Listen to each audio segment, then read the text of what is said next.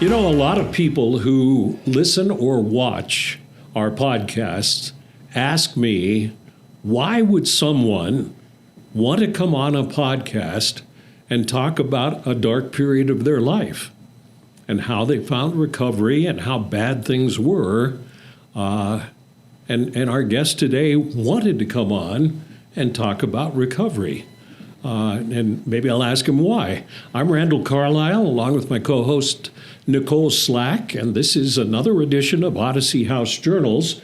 And Michael Gallegos is our guest today.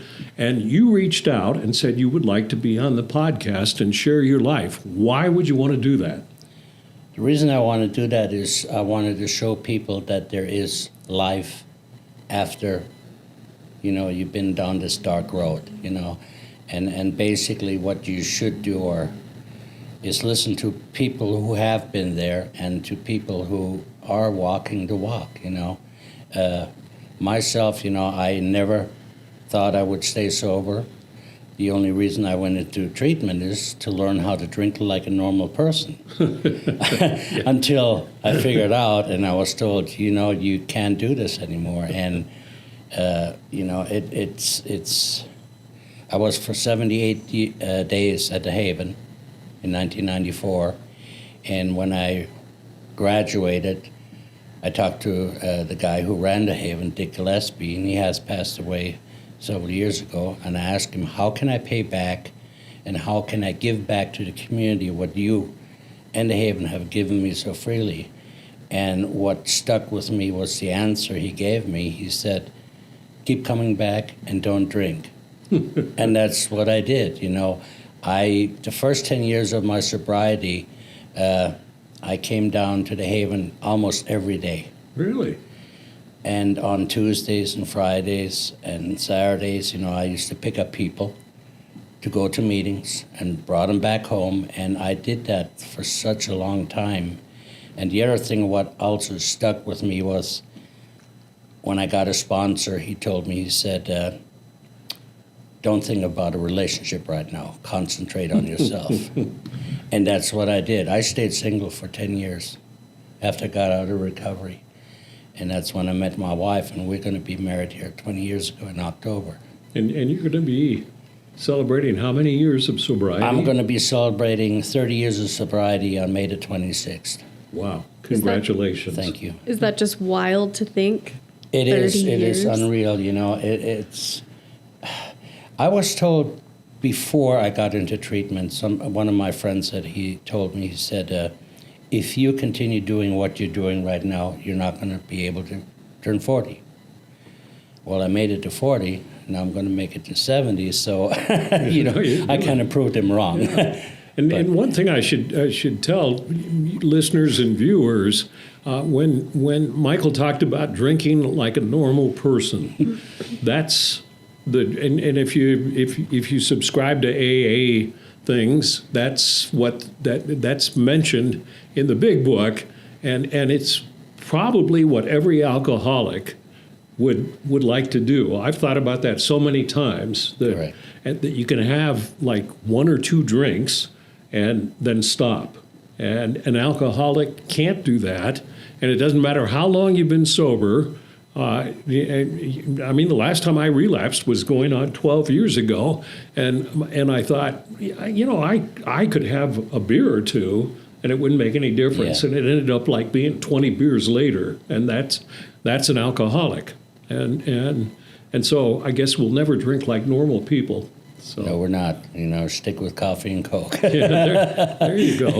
What describe your addiction and how bad it got, and when? Well, you said you went into treatment, so you could drink like a normal person. That didn't work, did it? Well, I tell my friends that I started drinking when I was 14 and I quit when I was 40.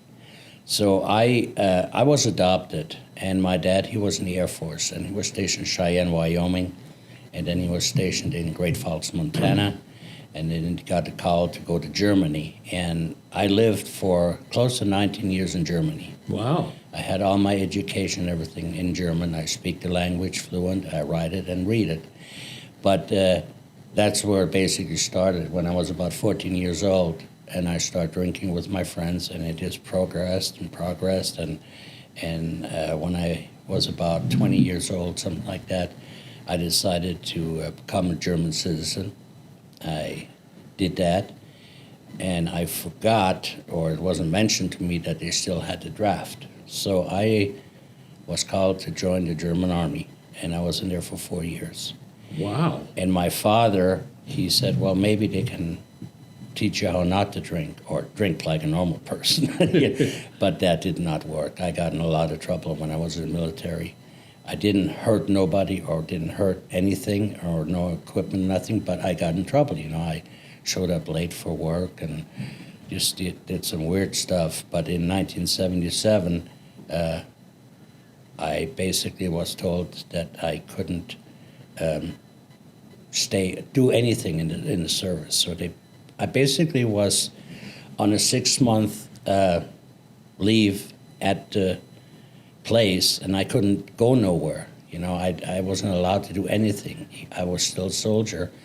And I talked to the major who was in charge for many days, and I said, you know what, you're going to release me in about half a year. Why can't I spend the next 6 months with my parents? And he said, no, you're staying right here in the barracks. You're going to wake up in the morning. We're going to escort you to breakfast. We're going to escort you to lunch and dinner, because right next to the place where we used to eat, there was a little place where you can buy the booze. So they wanted to make sure I didn't get in there. So I did that, but I kept on asking him, could I stay with my parents, you know? And finally one day I went back in his office, and he finally said, okay, you can stay with your parents. That's fine. So I went home, I packed my bags, I went to Frankfurt Airport, I bought a one-way ticket to Salt Lake City, because I forgot to mention to the major that my parents lived in the United States. He thought he was releasing you somewhere in Germany. Yeah. So I landed in Salt Lake City, and 2 days after I was here, I got a phone call from Germany, and it was my major. He said, what in the world are you doing in the United States? And I said, well, you told me I could stay with my parents. And he said, yeah, but you never told me they lived in Salt Lake City, Utah. And I said, well, you never asked me. So that's how I came to the United States. I was here for about 2 weeks. I got public intoxication. That was kind of new to me, because in Germany or Europe, when they find you drunk, they ask who you are, they ask for your address, and they bring you home. Really? Still? Yeah, still. I think they still do that, yeah. Over here, I woke up in jail, and I'm going, oh my gosh, what happened, you know? Well, I got a public intoxication. You know, fast forward, I wrecked a car coming down Park City in the wintertime. I hit ice, and I hit the brakes, and I went just, you know, and drunk, coming back from a Jungle Juice party. And but it progressed. You know, I had a great job. My trade is being an auto mechanic, so I had a great job in Salt Lake City at a dealership. And but it progressed. You know, I got any time of the day when I got my hands on alcohol, I just, you know, it was a nightmare. I drove my parents up the wall. You know, my downfall basically was when my mother passed away. She passed away, and my son just turned a year old, and she passed, and she was going through the program and finding out what all happens. She was my biggest enabler, because every time I wanted something or I got in trouble, Mom was there to bail me out. Now Mom is gone. What am I going to do?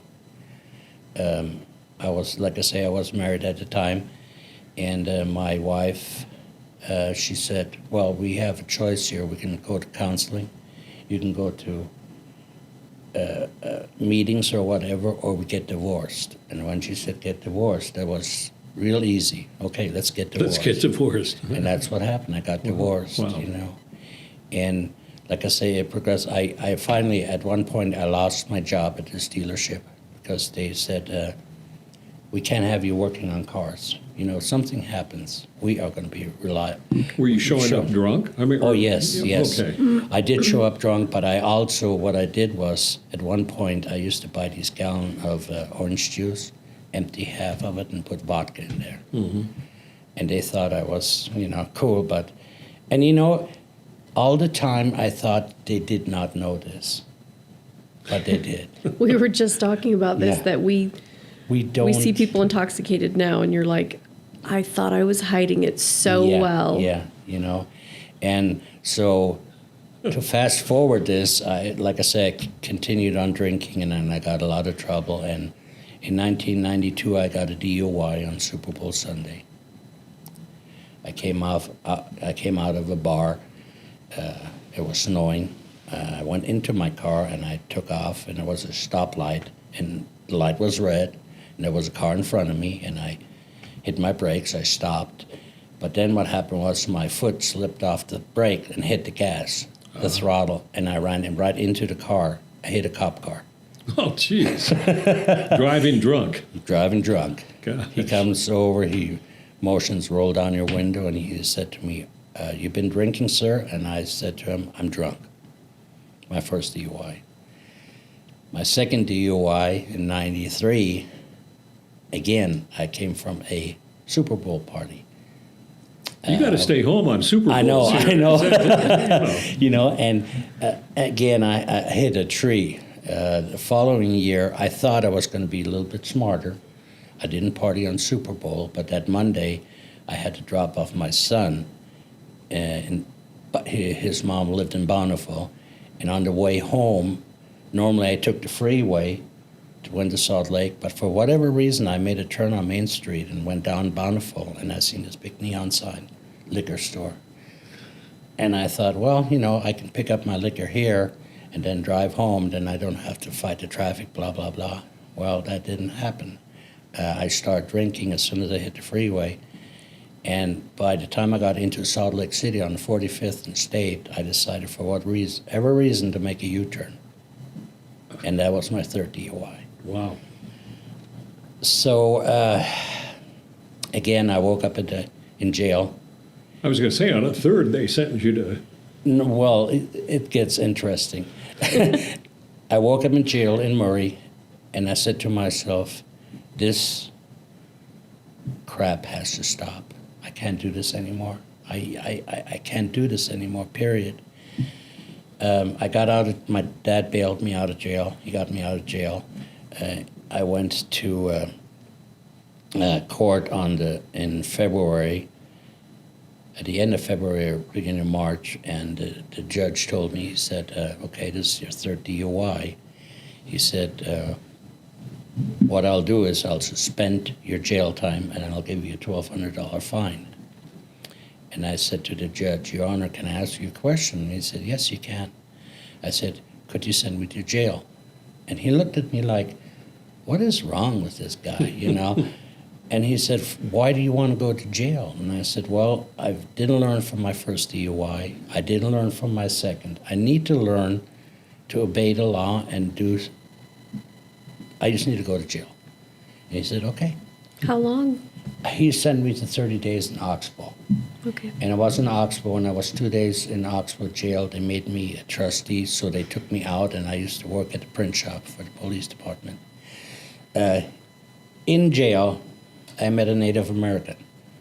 His name was Sundance. And he told me about his problems with drinking, and he said, yeah, I drink a lot. He said, it gets real bad in the wintertime, but I get in trouble, and then I'm in jail, and I get free food, free bedding, and everything else, But he told me, he said, there's a place in Salt Lake City, it's called The Haven. You might want to try that avenue. Go there and ask for help. And that's what I did, As soon as I got out of jail, I called The Haven, and I talked to Corey Bond. He was my counselor, and Mary Jo McMill. And Mary Jo worked at the Haven then? yes. Okay. And after talking to them for about a week, they said, okay, come on down. We're going to have an intake and see what happens, So I went to the Haven. I sat in the center of the room. People were sitting around me, and everyone asked me why I wanted to do this. Excuse me. And I said, because I have a problem and I don't know how to fix this. I need help. And yeah, that's what happened. I asked for help, and they helped me. You know, they said you can stay, and I stayed. You know, and in the beginning, I didn't understand why I had to go to meetings and why I had to read the big book and why I had to do this and that. But after a while, it'll sink in. You'll understand why. And I also am the kind of individual, if I see other people doing something and it works, I don't ask any questions. I do the same thing, and it works, you know. I have so many people friends, they're trying to figure out how it works. Why does it work? And I always tell them, don't do that. Just go with the flow. You know, just go like a river, you know, it flows, it never goes backwards. And I tell you what, I've met amazing people, and I try to help everyone I meet. And it doesn't work like that, you know. No. They have to be willing. You know, you brought up a good point about just sort of going with the flow. Because the people who seem to fail in any program are people who come in and say, that's a bunch of crap. Why do I have to do that? Yeah. That kind of stuff. And you know, you went through our program, the Odyssey program, and you saw people who fought it all the time. Oh, people that are like, I know these therapy sessions, and I know the ins and outs, and I can answer all these questions, and I understand this addiction, so I don't need to do this. Yeah. And like myself, I just turned myself over to Odyssey and was like, what I'm doing isn't working, so I'm going to do what you do and see how it works for me. And the other part, too, is a lot of people use a certain thing to go back out and relapse, you know. And I've had a lot of happen in my sobriety where people say, how did you do? Okay, I was adopted, I told you that. Excuse me. My wife in 2007 asked me out of the blue, do you mind if I look for your biological family? And I said, no. Go ahead if you want to do that, you know. And she was on the computer for about 2 or 3 months. And I never thought she would find anybody, because in my mind, they had to be old, they're all dead. Well, lo and behold, a week before Memorial Day in 2007, my wife found my father, 6 brothers and a sister, and we're all blood. Wow. And what happened was my dad, Marine, he was in Korea, and he came back. Mom got pregnant with me, and she had already an older boy, my brother Bobby. He was 13 or 14 months older than me. He is. And she was living in a van, had no income whatsoever. She used to steal food out of the bakery, and she used to go in place and steal. And the people knew about it, but they didn't say anything to her because they knew she had a child, and now she was pregnant with another one. Well, when I was born, she made that choice to give me up for adoption. And after that, my dad came back from Korea, and he was very upset about me being gone. And he left for about a year and came back, and he said, you know, it is what it is. Let's get married and have a family. And that's how I had 6 more brothers. So have you reconnected with all of them? Yes. Wow. The main thing what my mom and my dad did is, as the kids were getting older, they told him there's a little boy out there. Well, we gave up for adoption. He may or may not show up. And lo and behold, I called my wife. I didn't call, my wife called a week before Memorial Day, and she talked to my brother David, and she asked him the simple question. She said, what's your mom's maiden name? And he said, my mom's maiden name is Perez, because on my birth certificate it states baby boy Perez. And she said, did your mom give a little boy up for adoption? And he lost it. Wow. He started screaming, yelling, Dad, come over here, listen to this, blah, blah, blah. Anyway, we met on Memorial Day. We went to Denver, and out of all the boys, I'm the only one who looks like my dad. Unfortunately, 2014, my brother Ricky passed away from cirrhosis of the liver. Following year, on 12th of November, my dad passed away. He had an aneurysm. I think it was 6 months later, my brother David died of cirrhosis of the liver. And it's been now 6 years that my brother Michael, he was stabbed to death in Denver. And it's also related with drugs and alcohol. Boy. So everybody said, why didn't you just go and get drunk? And I go, it would not have changed anything.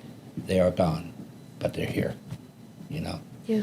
And that's how I live my life. You know, I wake up in the morning, I'm grateful to be sober, and I do what I have to do during the day, you know, good or bad. I have to deal with it. And that's something what I've learned through the program, that I have to deal with this stuff. Well, your story certainly points to the fact that there is a genetic trait Yes. of addiction. Yes. You know, nobody's ever, I mean, they quantify the fact that it seems to run in families, but boy, it sounds like. Yeah, my dad and my mom, they used to party every weekend. And my older brother, as he got older, he used to babysit the kids. But then at one point, my dad said, I've had it. He quit, cold turkey.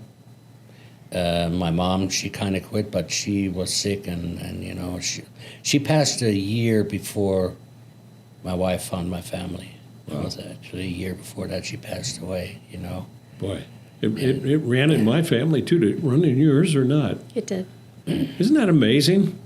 You know, and my mom is still alive. She's 96, and I was a functional alcoholic for decades, and on the paternal side of my family, everybody's an alcoholic. Yeah. Okay. And she said to me after I got sober, because I started drinking when I was like about 14, she said, if I would have told you at 14 that if you keep drinking, you're going to become an alcoholic, what would you have done? I said, I would have kept drinking. Yeah. You know, so Yeah. it's just, you know, it's an unfortunate thing. Yeah, if it you could is. persuade people not to, because you're not going to turn into an alcoholic if you don't drink, even Yeah. if it's in your genes. Yeah. You had a military escort for how long? And that didn't. Yeah, that didn't work, no, you know. And the beauty is now, after being sober for such a length of time, I did make a pact with my higher power, and I call him God or Great Spirit. And a lot of people, they wonder, what is a higher power? To me, a higher power is something bigger than me. That's as simple as that. Right. I don't go into any details, nothing. It's just, but I made a pact, and I said, you know, if I ever have grandkids, they'll never see their grandpa drunk. And never thought I would have grandkids, but I have 4, you know, and they've never seen me. My oldest is 20 years old, and my youngest is 5 years old. And they've never seen Grandpa drink. Grandpa is kind of loopy every once in a while, but, you know, that comes with age. Yeah. You know, and when I met my wife, I told her, at the first time I met her, I said, I'm in the program AA and I don't drink. And she goes, yes. Because she came out of a marriage that was bad, real bad. So she's not in recovery. No, she's not in recovery, Okay. but she doesn't drink. Okay. She's, yeah. It's a lot easier that way. Oh, isn't yes, it Yeah. is, you know. And I still, to this day, I go, whenever I get a chance, I go to meetings and I talk to people about alcoholism, and I try to tell them what to do. And I also tell them, I said, you know, everything you hear in the meeting or what you read in the big book are suggestions. If you want to live your old lifestyle, ignore them. If you want to survive, read the book. And to me, I tell them that, to me, the big book is kind of like building a house. You have to have a solid foundation to build on top, you know. You don't start from the roof and go down. That doesn't work, you know. So if you have a solid foundation, you have friends who are in the program, you have meetings and everything else, there's a good possibility that you can stay sober for quite a long time. And, you know, some people ask me, why are you sober for 30 years? How can you do that? And I go, because I'm older than you. I'm not wiser, but I'm older. Yeah. And I came into program earlier than you, and I do it the same way everybody else does it, one day at a time, you know. And there's a controversy, you know, people say they're recovered, and I say I'm in a recovery. I don't want to get into that because I have my friend, I forgot her name again. She is recovered. She wasn't here too once before. Oh, she's runs the Utah Yeah, Harm Reduction yes, Coalition. yeah. Yes, okay. Yes, Good friend we've had of her mine. on a podcast and argued over, you Yeah. know, because he hasn't had a drink for 30 years. Is he recovered or is he recovering? You know, and there's Personally, I believe I'm recovering because if you give me a bottle, you won't see me again for a Right. few more years, you know. And see, I agree with you, and we had a big argument. She claims that, and she was heavy into drugs and Yeah, booze, yeah. and because she cleared all the demons out of her life, she is recovered, and now she can drink like a normal person, and life is good. So more power to her. More if power, that's the you know. case. Anybody who can do that, you know, more power to them. But Yeah. for me personally, I cannot and will not pick up a drink, period. Well, you know? And I don't need an excuse anymore, you know. I know that I'm an alcoholic. I just go to 7-Eleven, give me my stuff or the liquor store, and that's it. I'm done, you know. So, but no, life has been great. You know, last year we had a lot of people, a lot of my friends, they passed away from what's going on right now out there, you know, fentanyl and everything else. And I'm so glad I never got into that stuff. I don't think I would be here, you know, Scary. because you never know what you're going to do when you're drunk. Somebody tells you, hey, take this or take this. Oh, yeah, come, I'll take it, you know. Yeah, yeah, Yeah, yeah. I did a lot of stupid things drunk that I would not do sober. yeah. Yeah, well, I'm glad you came to share your story. You know, the point of the podcast is everybody has a different addiction, different things that happen to them in life, but everybody who is in recovery talks pretty positively about the fact that they are in recovery, however they got there. Yeah. You know, and there's no one method for doing it. You know, it's like you said, I had an uncle who was an alcoholic, and he just stopped Yeah. when he was like 70 or something. Yeah. Didn't go to a program, didn't go to 12-step meetings or anything. So, And it's the same with, I started smoking when I was 14, you know, and my wife and everybody else has been on my case for quit smoking, it's bad for you, it's bad for you. I did it on my own. 161 days today, I quit smoking, and I said, All that's right. it, I'm done.